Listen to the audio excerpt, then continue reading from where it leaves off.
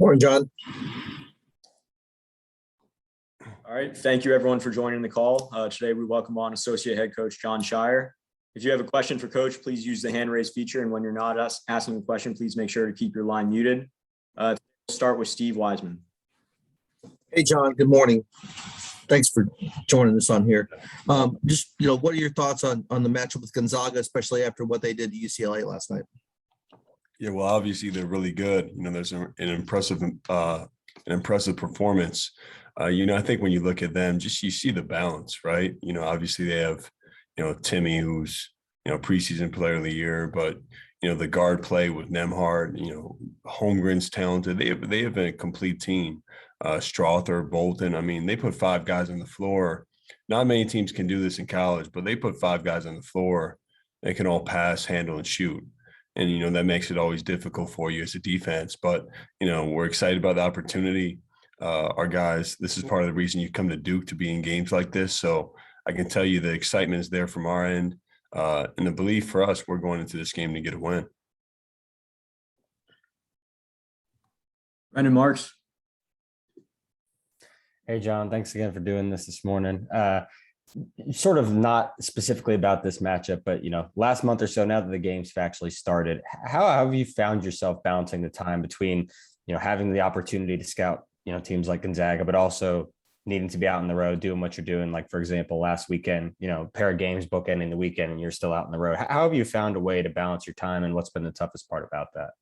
Well, I think, you always, as a coach, ever since I've been doing this, you always are trying to balance your time in terms of, first and foremost, focusing on your team during the season, but obviously recruiting and making sure you're still pretty good going forward.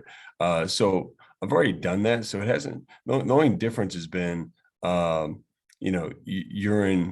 in complete control of it too, right? So, where, as an assistant coach, you have your guys you need to see, whereas a head coach, it just is that many more places you need to get to. But honestly, it's happened pretty naturally. I've felt good about it because we have been so locked in and focused on this team. But naturally, when there's a break in the schedule, I probably will not be here. I probably will be on the road. All right, we'll go to Myron Medcalf.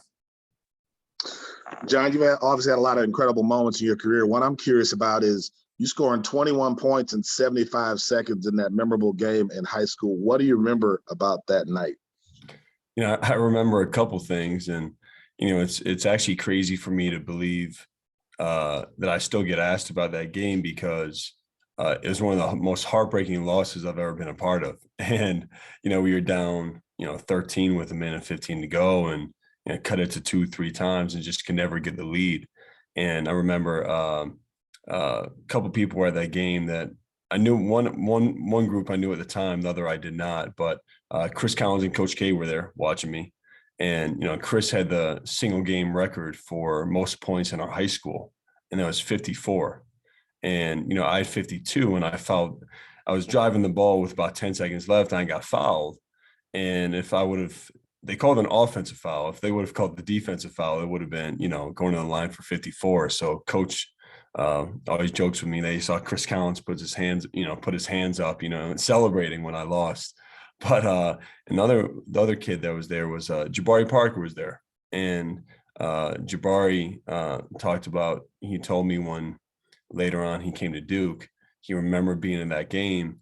And I was so upset after the game, I didn't sign any autographs or see anybody after the game. I was crying, to be honest with you.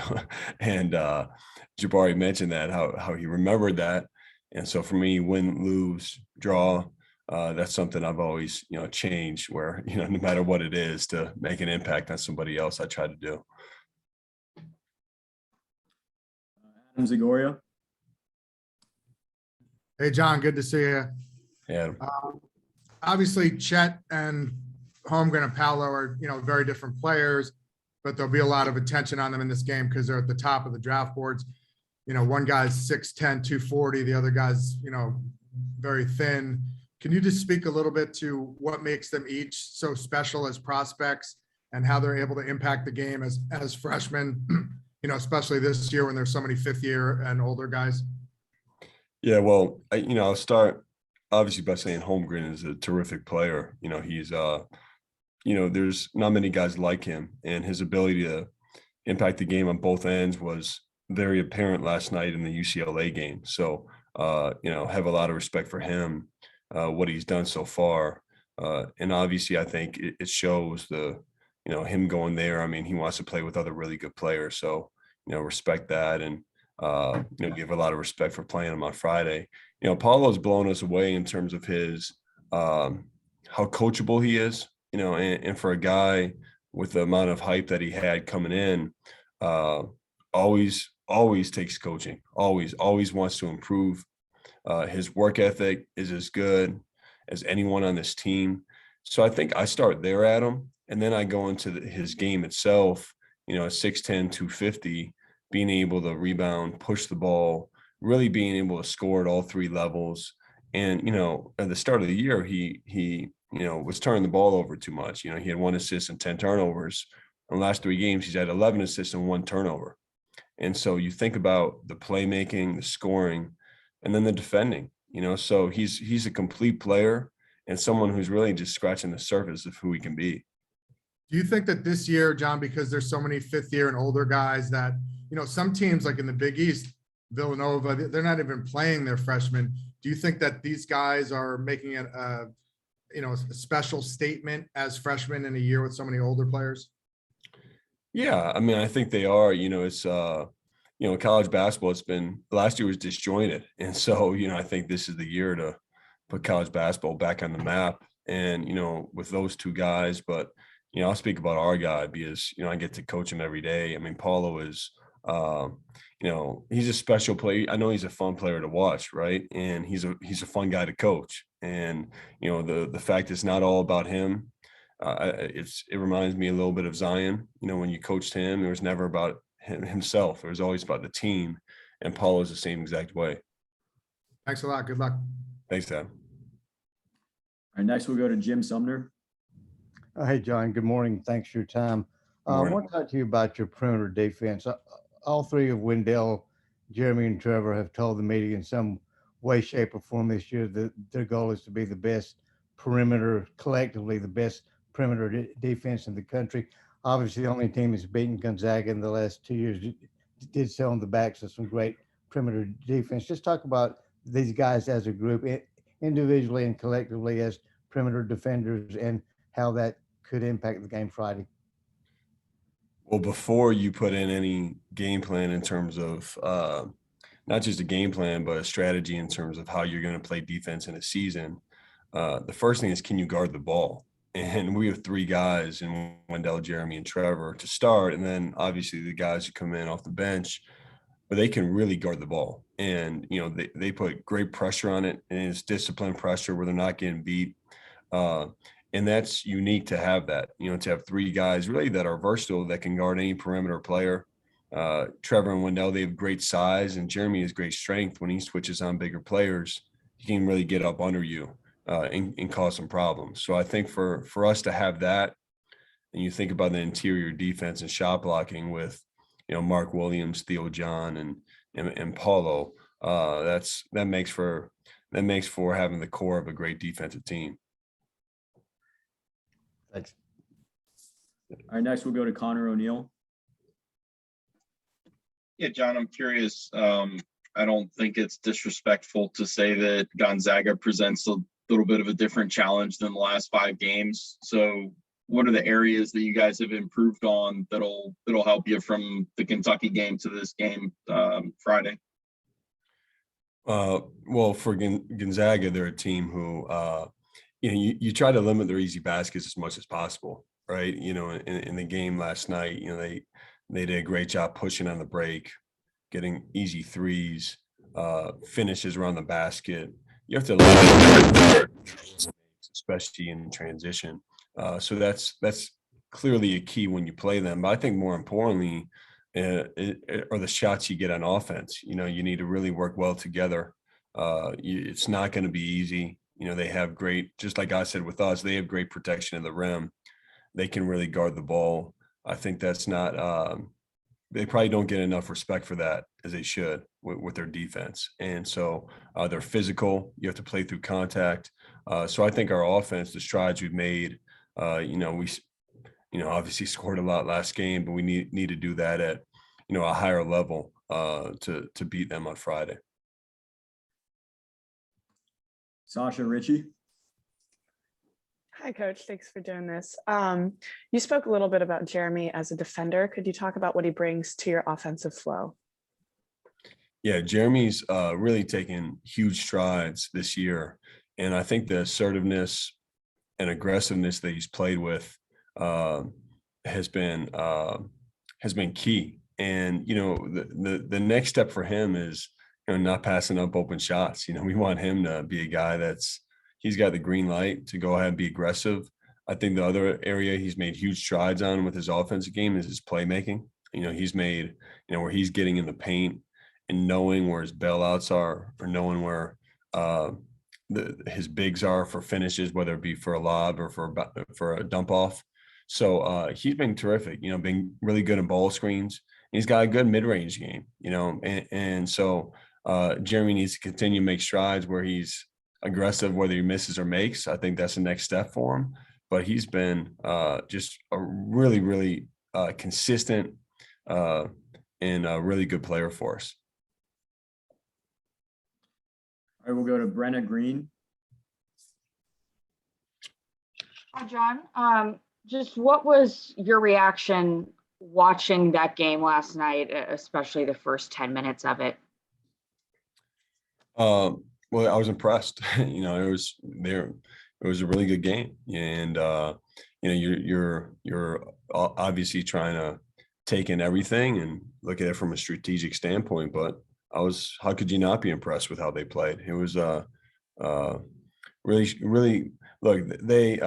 They have some guys, when you go through a season and you play a national championship game and you only lose one game, and you have some core players coming back from that. There's a belief that you can tell they play with. There's a swagger that they play with, and they don't lack for confidence, rightfully so. And so I think that was apparent last night watching them, and just how together they play. They play really together. So I was impressed. Brian Horace. Hey, John, thanks again. You guys have played 5 games in 10 days leading up to this game. What have you learned about the team as a whole? I think for us as a coaching staff, Brian, we've learned we can be as good as anybody, and we're probably not at the close to the finishing product we will be by the end of the season. I think we have a lot of room to grow. But you look really in every game, in every one of the games so far, there's been at least somebody on our team of the 10 scholarship players that make plays. I mean, we've had a team, you can look at anybody throughout every game. So I think that's been important. If you go back and look at the seasons that we've had, very rarely the way it starts off in terms of rotation or minutes or roles is usually not the way it ends. So I think we have a lot of developing players that can continue to contribute, like an AJ Griffin, has shown some really good flashes, but he's coming off a year he didn't play. And we need AJ to get in the fold consistently. That's important to our team. You look at our starting group. Now, I was mentioning this about Gonzaga, but we feel we have a complete team in terms of, putting 5 guys on the floor that can score, that can defend, and that can really win their position. I mean, any of our guys can play right there with anyone and beat them. So we love the start of the season. We have a long way to go. But I think for us as a coaching staff, we've learned that we can play with anybody. Thank you. We'll go to Jason Evans. So I was going to ask a little bit more, John, about AJ Griffin. He's clearly struggling to find his role. Do you guys think it's the injuries and just the time off? What's the explanation there? It's just part of the natural development, and it's not always where it's smooth sailing. And sometimes you have to go through moments where you don't play as well. You're still figuring it out. And AJ, I think, is coming off time where he just hasn't played. And, you can see the confidence is growing. He's been working his butt off. He is incredibly coachable. He's wants to learn, but it's a process. Like it's. I wish every one of our guys could play 40 minutes and play at an incredibly high level consistently. He's just figuring that out, and it's been, just like I said, it's been fun coaching Paulo. It's been fun coaching him and trying to figure out with him together. But I can tell you, we believe in him. We've seen the flashes in practice. I think you guys have seen the flashes in games, and it's just a matter of time for AJ. We have time for a couple more. We'll go back to Steve Wiseman. Yeah, John, I want to ask you specifically about transition defense and how that has progressed over, the 6 games so far here. It's been good. We have a long way to go. But, I think, again, with us, our half-court defense has been, I think there are 2 things, Steve. One, with the talent that we have in some games, teams don't want to push it on us as much. But you also get where our half-court defense has been pretty solid. So teams try to push to get those easy baskets in transition. I think we've been taken aback in some of these games by teams doing that. But, clearly Gonzaga is a team that's going to push no matter who they play. So I think the talk needs to improve, just the sense of urgency, understanding how quickly it happens. As we have a young team, and for some of our freshmen, usually you score in high school, you got time to get back. But I think they've been adjusting to that. And then learning, for us, our versatility on defense, it doesn't matter as much who you're guarding. A lot of times we have cross matchups, and for us, that's fine as long as we're defending somebody. So it's been improving. It's coming along, but we still have some ways to go in that. Adam Zagoria. I'm actually good. Sorry, I should have lowered my hand. Sorry about that. All right. No, now you have to ask a question, Adam. Once you, whether it's accidental or not, you gotta ask a question. Man, I don't really have one. Good luck. Thanks, Adam. All right, we'll wrap it up with Brendan Marks. Hey, John. Yeah, I just wanted to ask you a little bit more about Wendell. He had said before this season that, he and Nolan had talked, and he had hoped that he would be on sort of Nolan's career growth trajectory. And, through 6 games, he sort of has been. Just sort of wondering what you guys have told him and shown him behind the scenes that's unlocked this, playmaking element of his game. He was usually more of a secondary handler last year, but, he's, leading the team in assists and has looked very comfortable doing so. So how have you guys taken that and drawn that out of him?